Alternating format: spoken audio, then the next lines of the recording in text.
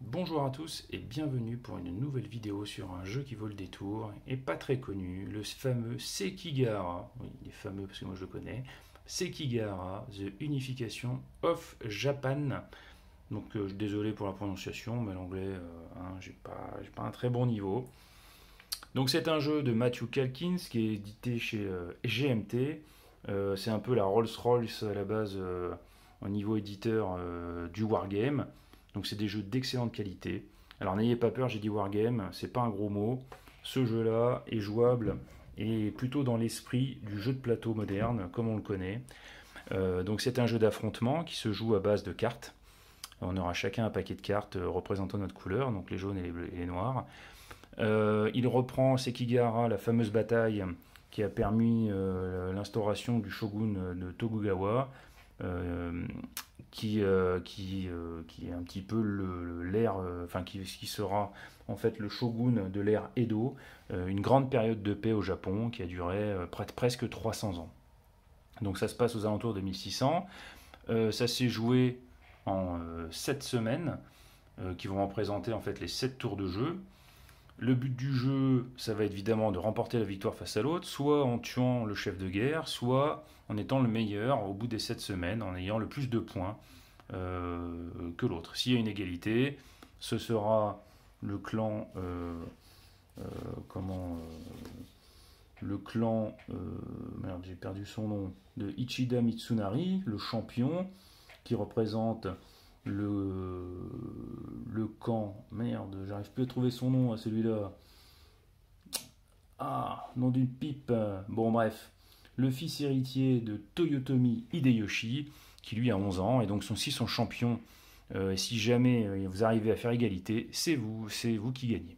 Oui, parce que bah, vous êtes déjà en place, donc vous avez un petit avantage. Donc, c'est un jeu où il y a une légère asymétrie, avec une puissance peut-être un peu plus importante, mais de par sa position, il est relativement loin, donc pour aller combattre, ça va être compliqué. Donc une puissance des noirs un petit peu plus forte et les jouer un peu moins, mais par contre ils ont de quoi résister, ils ont de nombreux renforts et de nombreuses manières de garder les zones, surtout qu'ils tiennent des châteaux. Voilà.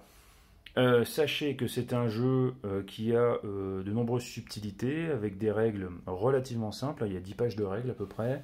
Pour vous donner un ordre d'idée, voilà, le résumé des règles, bah, il tient sur une page A4. Et c'est tout à fait jouable de jouer juste avec ça, une fois que vous avez compris le jeu.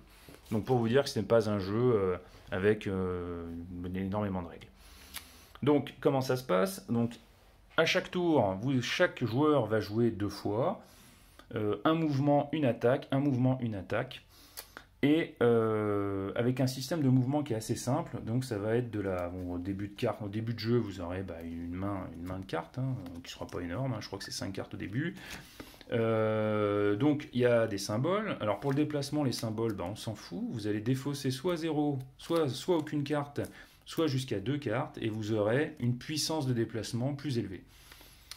La puissance de déplacement va de soit je me déplace et je déplace une seule armée, donc une seule armée représente une série de blocs, ou alors je vais pouvoir déplacer l'ensemble de mes blocs de tout le jeu en défaussant deux cartes, et je pourrais en plus faire un renfort. Donc ça c'est la règle de base. Donc sinon, comme c'est un système de blocs, donc normalement les deux belligérants se font face. Bon là je peux pas le faire évidemment puisque je suis tout seul.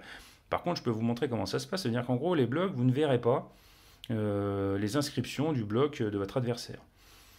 Donc lors d'une bataille, vous ne savez pas exactement au départ qui vous allez affronter. Pour vous expliquer comment se passent les batailles c'est très simple. Pour pouvoir jouer les blocs de mon armée, les blocs qui sont dans mon armée, donc par exemple si je veux jouer cette armée ici, pour pouvoir jouer le bloc du haut, il va falloir que j'ai cette carte dans la main. Au moment au moment d'une bataille, chaque joueur va montrer une carte, va la défausser, va pouvoir montrer qu'il joue un de ses blocs. Si le joueur ne possède plus de cartes avec les symboles des blocs de son armée, il ne peut plus jouer. Donc toute la subtilité du jeu est là, c'est je peux très bien avoir une armée énorme, mais ne posséder aucune carte qui me permet de jouer les blocs. Donc comme l'adversaire ne sait pas, puisque les blocs sont de l'autre côté, ne sait pas qu'est-ce que vous avez dans la main et ne sait pas de quoi est composée votre armée, eh bien vous pouvez bluffer. Et tout le jeu, une bonne partie du jeu va se jouer là-dessus. Parce que vous allez voir, vous allez piocher des cartes. Il y a une part de hasard dans la pioche de cartes et il y a une part de hasard dans la pioche, puisque au niveau des renforts, ils vont être piochés au hasard. Même si vous allez les voir, bon, vous allez quand même avoir une pioche de hasard. Sauf que le jeu, ok, il y a du hasard là-dessus, mais il y a du hasard surtout pour renouveler les parties.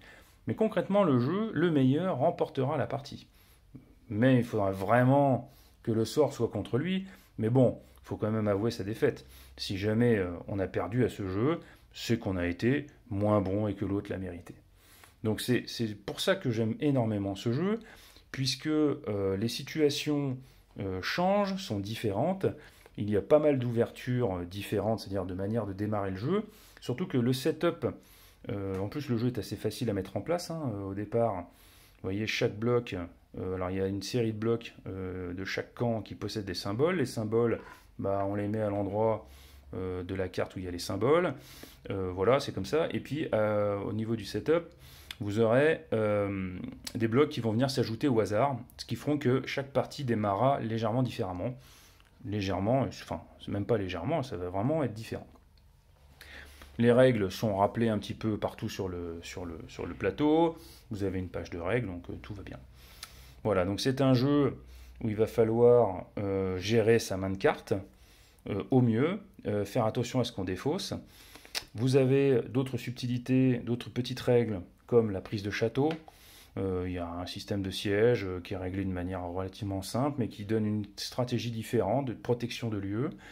Vous avez certaines unités qui ont certaines qualités, certains pouvoirs, on va dire. Chaque camp, par exemple, les jaunes, ici, ont une réserve un petit peu particulière d'armée, ce qui n'est pas le cas de l'autre camp. L'autre camp, par contre, lui, a un bloc très puissant, le plus puissant du jeu, qui peut être joué avec n'importe quelle carte. Bon, vous avez des petites subtilités comme ça, enfin, c'est pas des subtilités, des petites règles supplémentaires pour donner un petit peu de différence, en tout cas, entre les deux armées. Donc le jeu, donc, si je reprends comment se déroulent les batailles, en fait, on va comparer. On va comparer les blocs qui ont été joués, et celui qui a la puissance la plus importante remportera la bataille. Il aura le perdant à alors, les batailles ne sont pas trop punitives. Vous aurez une défaite qui bon, évidemment, vous reculerez, vous allez perdre des blocs, vous aurez une carte en moins, mais bon, ça tue pas non plus le game. Autre chose aussi, plus vous jouez de blocs du même clan, donc vous avez les bonnes cartes et les bons blocs dans la bonne armée, plus votre armée sera puissante. Voilà. À chaque fois que vous allez aligner les blocs, vous gagnerez des points supplémentaires. Donc la règle, on ne se tire pas les cheveux pendant 3 heures. Les batailles se déroulent rapidement. Il n'y a pas vraiment de hasard. Il y a même aussi la possibilité, alors il y a certaines cartes qui permettent alors ça c'est Wislar, c'est des cartes de loyauté. Vous pourrez en fait dans certains cas jouer une carte de loyauté pour corrompre le joueur adverse. Vous avez les chefs qui vous rapportent, il y a plusieurs, dans chaque armée il y a plusieurs chefs qui vont vous donner des petits pouvoirs supplémentaires, des capacités, des points d'attaque et des points de déplacement supplémentaires. Voilà. Donc ce jeu est pour moi assez formidable en jeu d'affrontement. Comme je vous le dis, moi j'aime beaucoup les cartes. Là on est vraiment là-dedans, gestion de main de cartes. Jouer, se déplacer les bonnes armées aux bons endroits, essayer de prendre les points, essayer de jouer au bluff, alors qu'on n'a rien dans les mains. Mais bon, on peut quand même déplacer n'importe quelle armée, donc des fois on peut faire croire que on va faire une grosse attaque et en fait que dalle, on va juste garder un point, on va faire peur à droite pour aller à gauche. Vous avez vraiment beaucoup de possibilités. Et en plus, c'est voilà, moi le Japon, ça me fait triper. Le matériel est fantastique. Alors c'est un jeu qui coûte quand même quasiment 70 euros.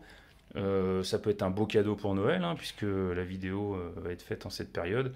Donc voilà, je vous le conseille fortement si vous voulez vous essayer un wargame, war plateau de grande qualité, accessible à tout le monde. Voilà, je vous souhaite une très bonne une très bonne journée, hein, pour ceux qui regardent en journée, une très bonne soirée bien sûr, et je vous dis au revoir, à très bientôt.